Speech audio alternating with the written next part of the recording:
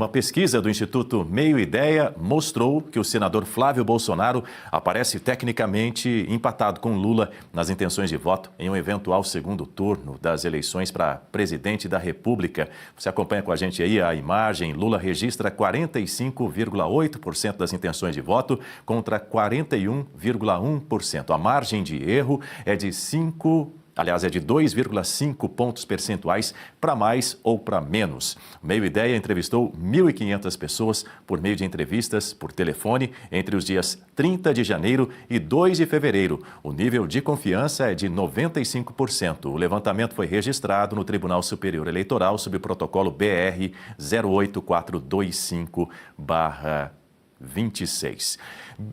Guta Pini, de volta comigo aqui no telão. Guta Pini, o resultado aí dessa pesquisa na semana passada, claro, deixou os partidos de oposição um tanto quanto animados para emplacar aí um candidato a vice-presidente na chapa do senador Flávio Bolsonaro. Inclusive, nos bastidores, aliados do senador Flávio Bolsonaro sugerem 2 nomes para compor essa chapa como vice na disputa presidencial de 2026. A informação é da revista Veja. Por exemplo, os nomes são da senadora Tereza Cristina, ela é do Progressista do Mato Grosso do Sul, foi ministra da Agricultura no governo de Jair Bolsonaro. E outro nome é do governador Romeu Zema, do Partido Novo, governa o estado de Minas Gerais. E o que se avalia também é que são nomes fortes para compor essa chapa, mas a senadora Tereza Cristina, ela seria mais nichada, então também mais desconhecida. Então, por conta disso, seria mais desafiador tê-la na chapa como vice. E aí, talvez, Romeu Zema tivesse aí um pouco mais de protagonismo para compor este projeto. Mas o fato é que, ainda que não se tenha essa chapa completa, não se saiba quem será o vice, a candidatura de Flávio Bolsonaro tem se consolidado. Veja só, ele já aparece com empate técnico com Lula no segundo turno, e isso não acontecia no início das pesquisas. Então agora fica cada vez mais justificado esse desespero do Lula, porque veja, ele terá um candidato, um adversário à altura para disputar essas eleições. O sistema, esse consórcio, encarcerou o ex-presidente Jair Bolsonaro, mas ele não sai da pauta e o seu filho será o seu sucessor. Então, esse nome Bolsonaro vai continuar permeando aí o debate público. E o senador Flávio Bolsonaro, como o candidato da direita com mais força. Ele será, então, esse nome principal da direita para enfrentar Luiz Inácio Lula da Silva. Veja, a ideia Bolsonaro, Jair Bolsonaro, quando ele surge ali em 2018, é como se ele fosse aquele erro na Matrix. Não se esperava um candidato que fosse balançar tanto esse sistema, inclusive chegar a ganhar as eleições. Não durou muito tempo, foi apenas um mandato, e aí conseguiram, então, emplacar essa narrativa do golpe, conseguiram emplacar dentro do consórcio e tiraram Jair Bolsonaro do jogo. Mas o fato é que existe esse espólio, existe um eleitorado engajado e que tem, então, no Flávio Bolsonaro esse sucessor. E o ambiente político hoje no Brasil, ele está extremamente polarizado, mais ainda do que em 2018, e não só por conta dessas duas figuras, Lula e Bolsonaro, mas por conta também do ambiente que se vive no Brasil hoje. As pautas que o PT defende e estão aí colocadas e o tempo inteiro questionadas. Veja, é um governo que está no poder e ele não consegue entregar qual que é a pauta prioritária do povo brasileiro hoje, o que dão conta todas as pesquisas, a segurança pública. E qual que foi a pauta vencedora de Jair Bolsonaro lá em 2018? A pauta da segurança pública. Então, veja, parece que para o PT, para a esquerda, para o Lula, é um déjà vu. Eles não conseguem se desvencilhar disso. De novo, a pauta é a segurança pública e, de novo, terá um Bolsonaro disputando por essa pauta, para dar conta dessa pauta. A agenda da campanha de Flávio Bolsonaro certamente terá ali como tópico 1 a segurança pública. E ele poderá navegar por essa pauta justamente porque hoje o que se vive no Brasil, senão uma grande crise na segurança pública. Por isso também o desespero de Luiz Inácio Lula da Silva querendo ir para a guerra, não apenas para as eleições. Marcelo Rocha Monteiro, estamos precisamente a 8 meses do primeiro turno das eleições de 2026 e a segurança pública é um dos temas principais, centrais dessas eleições, não? Sem dúvida alguma. Quando agora há pouco eu fiz esse pequeno retrospecto, né, dos feitos do atual governo Lula, ou dos não feitos, né, sem falar dos mal feitos. Mas o fato é que, eu acabei não mencionando isso, né, curiosamente, embora seja a minha área, né, eu falei do supermercado com preço alto, falei das vendas de celular que despencaram, falei do INSS que não funciona, dos Correios que não funcionam, da corrupção, do Banco Master, mas deixei de falar, né, do principal, talvez, resultado, né, desse desgoverno do PT, né, que é a explosão da criminalidade no Brasil. Né? Desde o início deste século, desde ali por volta do início do primeiro mandato do senhor Lula, o que a gente viu foi uma explosão dos índices de criminalidade, né? E para isso muito contribuiu a mentalidade, né, do PT de ter uma atitude completamente errada com relação ao crime e ao criminoso. Né? Crime é escolha, e para os petistas, crime não é escolha. Criminoso não escolheu assaltar, estuprar, matar. Ele faz isso, coitadinho, porque ele é uma vítima da sociedade. Essa mentalidade do PT, ela se reflete nos ministros indicados pelos governos petistas para o Supremo Tribunal Federal, né? Dos quais um dos exemplos mais deploráveis é o senhor Lewandowski. Né? Então, a maneira como esses ministros interpretaram as leis e aplicaram as leis penais, ela reforçou, né, a criminalidade. Só fez isso, só fez reforçar não a segurança, mas o contrário, a insegurança, a criminalidade. Né? Eu lembro aqui rapidamente, para dar um exemplo, de uma decisão do senhor Lewandowski, quando era ministro do Supremo, absolvendo um ladrão de celular, dizendo que aquilo não era crime. Por quê? Porque o celular que ele furtou era um modelo muito barato, né? Não era uma coisa tão cara assim. Então, como não é caro, não é crime. Ele diz isso no acórdão, não é crime. E com base nisso, ele absolve e manda soltar o sujeito. Esse é o tipo de mentalidade que o PT trouxe e que só contribui para o aumento da criminalidade. O bandido sabe disso. O criminoso sabe qual é a atitude do governante, do poder público, dos tribunais com relação a ele. E quando ele percebe esse clima de leniência, de frouxidão, né, ele se aproveita disso. Então, esse é outro péssimo resultado que o senhor Lula teria para mostrar. Ele não vai mostrar, ele quer esconder. Né? Mas, novamente, como a Guta falou, esse é o tema em pauta, e do outro lado tem o sobrenome Bolsonaro. Né? O que o Bolsonaro pensa sobre criminosos, o Brasil inteiro sabe. Né? O Brasil inteiro conhece o pensamento do Jair Bolsonaro e sabe que esse é o pensamento. Alguns não conhecem ainda o pensamento do Flávio, mas vão conhecer. Né? E essa posição do Flávio, que já está muito boa, porque não é a primeira pesquisa que mostra o empate técnico, né, de uma candidatura que não faz nem, 3 meses, estava lá atrás, né, e agora já está em situação de empate técnico. Então, a luz de alerta está se acendendo no Palácio do Planalto. E só para encerrar meu comentário, eu gosto sempre de destacar o que o nosso público diz. E o Ellison pergunta o seguinte: o Lulinha recebe mesada de 350 mil, o filho do presidente. Né?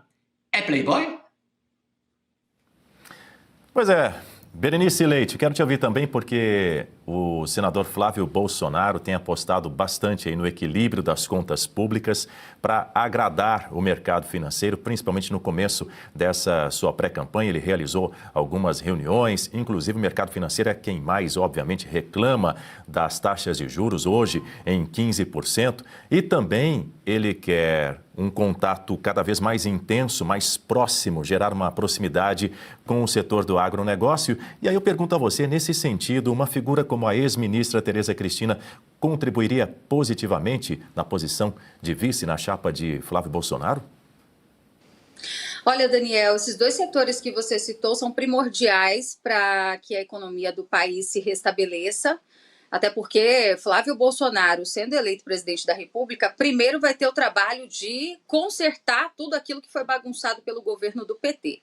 Agora, com relação ao nome de Tereza Cristina, que foi ministra da Agricultura no governo Bolsonaro, eu acredito que o PL de Flávio precisa ter muita cautela na escolha desse vice-presidente para não acabar ali escolhendo um novo general Hamilton Mourão. E por que eu estou dizendo isso? A gente está falando da época ainda da gestão do presidente Bolsonaro, onde o vice não ajudava e mais atrapalhava, antes ficasse na dele do que atrapalhando, né? Hoje, como senador da República, por exemplo, ele assinou ali um documento para premiar o Oscar, no caso vencido aqui pelo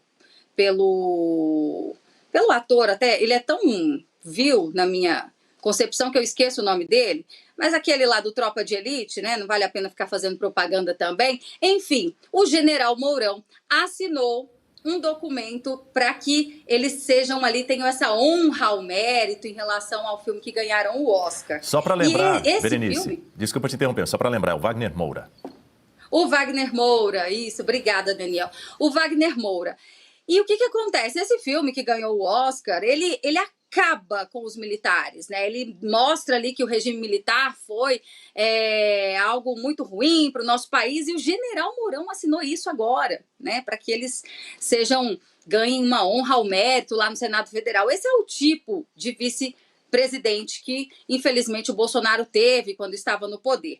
Agora, a Tereza Cristina também, vamos lembrar que ela, enquanto senadora da República, no ano passado, ela viajou numa comitiva com senadores do PT, foi lá para os Estados Unidos para tentar desmobilizar aquelas sanções que foram aplicadas no nosso país, né? Então, assim, muito cuidado. Ela é do PP, o PP de Ciro Nogueira, presidente do PP, que em dezembro estava reunido com o presidente Lula, que deu presentinho de uísque, né? Uísque de presente para o Lula ainda em dezembro do ano passado, que está firmando alianças para se reeleger novamente como senador. Então, muito cuidado com essa escolha do vice-presidente, né? Quem é que vai estar do lado ali do Flávio Bolsonaro? E temos o nome do Romeu Zema, como você bem trouxe aqui, Daniel, que é do Novo, um partido já mais alinhado à direita, que vota pelas pautas conservadoras. Então, nesse momento, muita cautela, e é preciso avaliar com quem realmente, né, o PL, a direita conservadora, que o ex-presidente Jair Bolsonaro tirou do armário, realmente pode contar para fazer uma boa gestão e para que não seja ali uma pedra no sapato a partir de 2027, Daniel. Eu quero trazer também uma pergunta levantada aqui pela nossa audiência, por meio do nosso chat. Para você, Guta Pini, a sugestão de vice na chapa de Flávio Bolsonaro, de Ratinho Júnior, a Lola Rondelli quer saber a sua análise sobre essa possibilidade. Olha, Dani, o que a gente ouve dos paranaenses é que Ratinho Júnior tem feito um excelente governo. Então, mas o fato é que ele também é muito desconhecido. Até por isso, ele também não desempenha tão bem nas pesquisas, quando o nome dele é testado para presidente da República, mas também existe análise que justamente o fato dele ser desconhecido, há esse espaço de crescimento. Então, o fato é que hoje na direita existem nomes nomes muito fortes que poderiam sair não só à presidência da República, mas também compor essa chapa com Flávio. Ratinho Júnior, o próprio Ronaldo Caiado, Romeu Zema. Veja, a direita conseguiu produzir esses nomes fortes, que tem aí no currículo números para entregar. São governadores que têm feito um excelente trabalho. Então, como a Berenice bem disse, é uma escolha que precisa ser feita com muita cautela, porque esse vice, ele vai auxiliar nesse trabalho lá na frente, mas o primeiro trabalho desse vice é ajudar na eleição do candidato. Então, nesse momento, também precisa ser avaliado quantos votos esse vice consegue trazer. Então, essa questão do conhecimento ou desconhecimento desse candidato também é algo que precisa ser pesado na escolha. E o ex-deputado Eduardo Bolsonaro cobrou dos aliados apoio público à pré-candidatura presidencial do irmão, o senador Flávio Bolsonaro. Enquanto a pré-candidatura de Flávio cresce nas pesquisas de intenção de voto, por meio do X, Eduardo criticou a falta de engajamento de aliados. Abre aspas aqui para o que disse ele. Estamos em viagem internacional, sendo recepcionados com respeito e honra por líderes das Américas e do Oriente Médio. A candidatura já está posta há exatos 2 meses e o objetivo é, claro, tirar o Brasil do rumo da pobreza com Lula. Não estou pedindo postagens diárias, nem copiar e colar a nossa agenda. No entanto, quem está dentro de campo, na arena política, precisa estar na mesma página. Integrar um movimento e permanecer em silêncio não é neutralidade, é omissão deliberada. Berenice Leite Eduardo diz que aliados precisam estar na mesma página com a candidatura de Flávio Bolsonaro. Esse é o momento?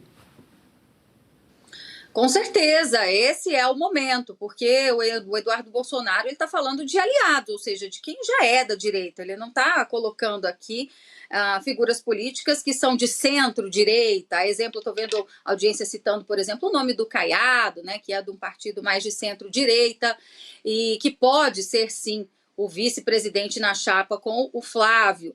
No entanto, essa cobrança por parte do Eduardo Bolsonaro, que vem já desde o ano passado em relação à pauta da anistia, essa cobrança aqui em Brasília, especialmente no Congresso Nacional, tem irritado alguns aliados, né, do próprio Jair Bolsonaro. Algumas pessoas que têm, inclusive, se afastado dessas pautas, não sabemos ainda por quais motivos, né? Com o tempo tudo vai aparecendo, vai clareando, mas como o deputado Eduardo Bolsonaro não está mais aqui no Brasil, cabe a ele fazer esse tipo de cobrança, né? Nós temos muitos nomes importantes, a exemplo do Nicolas Ferreira, deputado por Minas Gerais, mais votado do Brasil, que mobilizou, que renasceu ali dentro dos brasileiros, dos patriotas, esse sentimento de voltar para as ruas, e que é um importante nome, sim, que deve demonstrar o apoio à candidatura do Flávio Bolsonaro. Afinal, ele vai apoiar quem? Um candidato de centro? Não vejo isso acontecer. Mas, nesse momento, o deputado Nicolas permanece na dele. Acredito que isso vai acontecer em algum momento, sim, e como o próprio Jair Bolsonaro relata ainda que preso, né, os filhos dele têm trazido ali as suas colocações, as suas articulações políticas, isso vai acontecer em algum momento, todos estarão no mesmo palanque, até mesmo os políticos de centro-direita, porque o objetivo é vencer as eleições do Partido dos Trabalhadores, é vencer o Lula nas urnas. Então, nesse sentido, é mais do que o momento, Daniel. Já deveria estar acontecendo desde que Jair Bolsonaro anunciou que Flávio é o seu sucessor nessa corrida presidencial. Eles precisam se manter unidos e aliados, porque o governo do PT tem essa característica. Eles podem lavar a roupa suja dentro de casa, mas é muito difícil ver esses políticos de esquerda, né, brigando em público, em redes sociais. Muito raro isso acontecer. E isso diz muito sobre quem está ainda indeciso nas eleições. Então, a união, nesse momento, é muito importante se a direita quiser retomar o poder a partir de 2027.